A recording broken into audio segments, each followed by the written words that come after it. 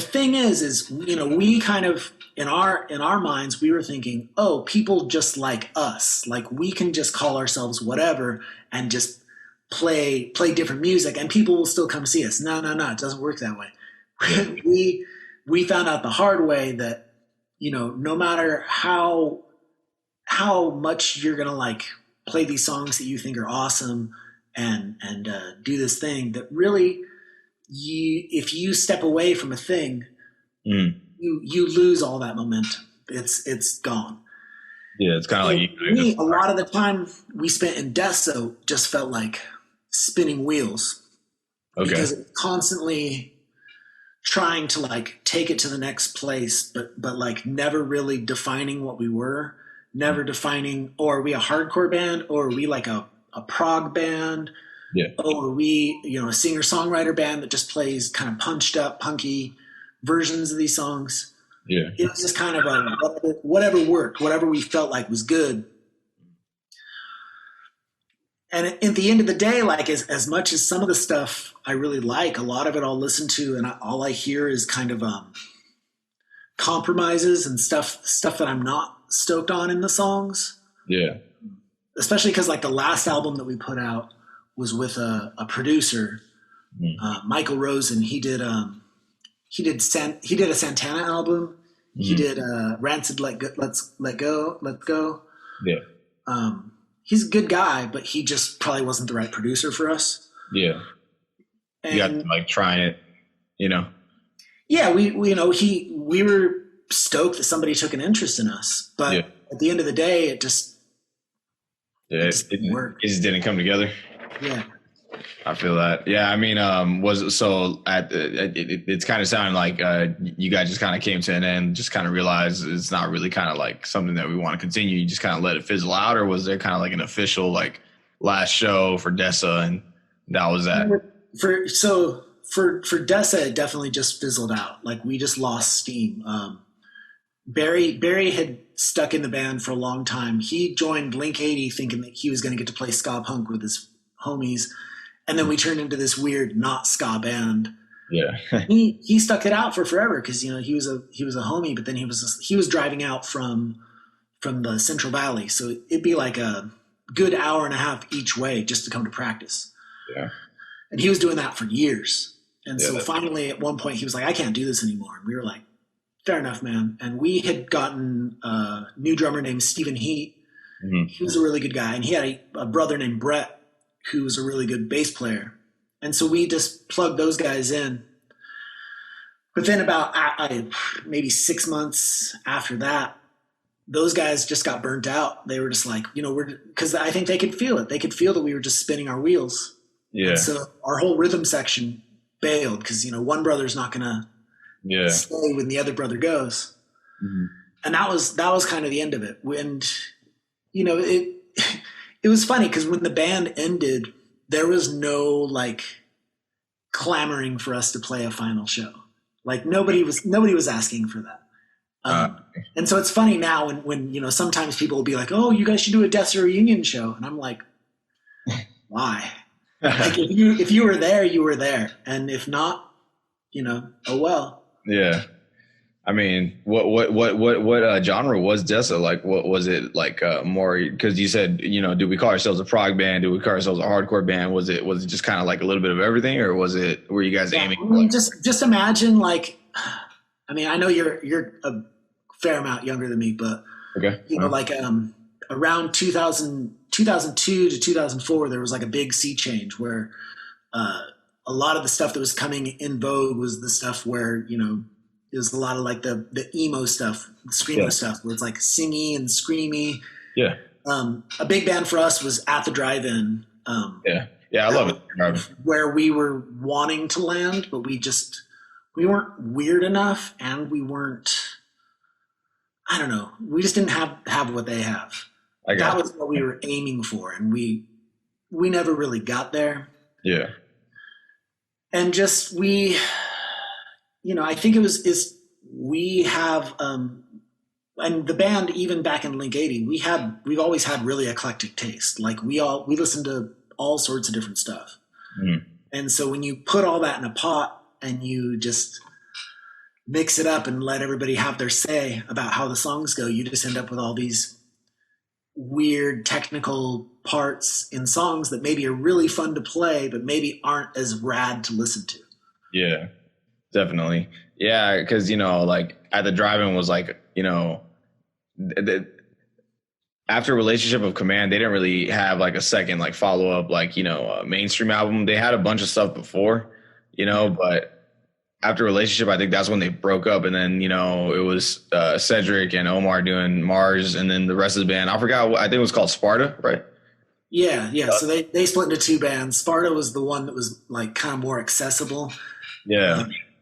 But nobody really likes Sparta. Like Mars Volta was the band that everybody was really jazzed on. Yeah. And I don't know. I was never really into Mars Volta. For me, it was always At the Drive-In that was the band that did for me. And then, you know, when we were doing Link 80, you know, we heard The Shape of Punk to Come, the Refused album. Refused. Yeah. Mm-hmm. That was a huge influence on us. We, on tour on a day off, we saw Jimmy Eat World. Nice. They were playing in some little like Christian youth center. The funny thing is the opening band for that show was At the Drive-In, but we got there late, so we didn't see At the Drive-In. Yeah. We saw Jimmy Eat World, and so, you know, in our van we're listening to The Faint, we're listening to Jimmy Eat World, we're listening to crazy hardcore bands, and so all this stuff is like mixing in our heads. And meanwhile, we're going out on stage and we're playing these ska punk songs that, you know, are only a couple of years old, but as the genre is slipping away and people are only saying, "Oh, that's goofy music," you know, when you see yourself as like a hardcore band, it feels you become angry every night, because you're like, man, we're not just like a goofy band. We're you know, putting it on the line. Like ska stopped kind of having as much negative connotation, I feel like, and there were new bands happening that were doing really interesting stuff. And let's just take a little sidestep here really quick. A lot of people say their scenes are really cool as far as like, you know, is this scene cool? Is that scene cool? Yeah. and a lot of people go like, yeah. And like the East LA scene, I don't think people realize how good it actually is. Yeah. People say their scene is good, but like the East LA scene is fucking insane. Like so the second Omnigone show was down there with Mara Mosca and Cafe con Tequila and it was a lot of bands. Yeah. It was definitely jammed full of people. Yeah. Like, I had no idea. Yeah. I find it really weird though. Like as somebody who grew up, I've lived in California my whole life. I grew up in a predominantly Latino community in Gilroy, California. I don't know. I have a hard time dealing with people saying, "Oh, the language barrier." Like, I don't want to hear somebody sing in Spanish. That's bullshit. Like, honestly, I mean, people listen to Japanese bands all the time, like that band Envy, or the Poly Six. Like, I mean, you can still tell what somebody is meaning in the way they're singing. You don't need to know the exact words they're saying, and music is music. Yeah. So I think some of these people need to get over themselves a little bit, especially if you're gonna be in California. I feel that. Yeah, because you know, like I've been to shows in Vegas, and their ska scene's pretty all right. It's pretty tight, I would say, but you know, that was like more recent. That was like 2018. You know, I haven't really been to ska shows outside of Cali, but I've seen videos. You know what I'm saying? And yeah, I mean, you know, it's you know, I just feel like everywhere has its own pocket, but you know, I definitely agree with you. You know, I think the language barrier is becoming less and less of a problem today, but I can see how, you know, back in the day it was probably more of like, you know, the excuse to kind of, you know what I'm saying, not really know about each other. I mean, I'd say if I had to give one critique to the LA scene, it's just that you got to leave the scene eventually. You got to go out and tour. You got to take that next step and go to those places. I agree. And if that means even like singing in English sometimes, like figuring out a way to do that, And I mean, I think the coolest way around that, if you're going to sing in a different language than English, do your verses in whatever your native language is, and then do your hook, do your chorus in English. Yeah. I mean, I was talking to this band Black Sky from Indonesia, and I brought that up to them. I was like, because they have one single that's in English, and it kind of comes off weird. But then there's stuff where they just sing how how they talk. Yeah. I don't know what they're saying, but I know what they're saying because they're a skacore band. Like, I can get it. Yeah, of course. So they were like, "Oh, how do we make ourselves more accessible?" I'm like, "Man, just maybe make your hook in English and then just sing how you want to sing for your verses." Definitely. Like, damn, that kind of makes sense.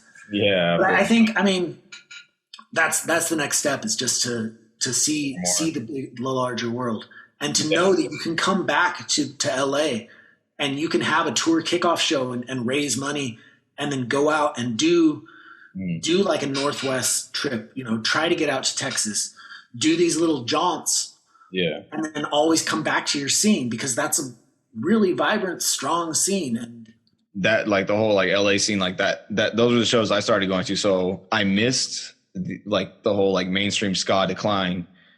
I assume you remember that, and I can only just look back on tapes and just see how plastered it was. Like, I think like Ska Punk Daily recently posted the whole like Carson Daly special that he did on MTV. What it was like Scatterday or something like that, or Scatterday or something like that. Yeah, I saw that. So like from your perspective, why did like ska the ska in the mainstream like fall out, and like what kind of like helped like the whole like joke aspect of it like kind of amplify like the reason for it falling out? I think a big part of it was just that like the bands that were cooler and that were doing it in like a more interesting way either broke up or just didn't capitalize on it, or maybe they just didn't hit right for people. Like, I mean, for me, Voodoo Glow Skulls back in the day were, it for me. I thought they had the potential to be gigantic, and they got really big at one point. Yeah. But they never fully crossed over. And I don't know if it was because Frank's vocals are so abrasive, or because their music was too heavy. It wasn't like super fun. Or maybe it's just racism. Maybe it's just that they were a bunch of Mexican dudes. Yeah. Which is fucking bullshit. But, it's a lot more palatable to have, 4 white dudes up on stage, skanking around and saying some dumb bullshit.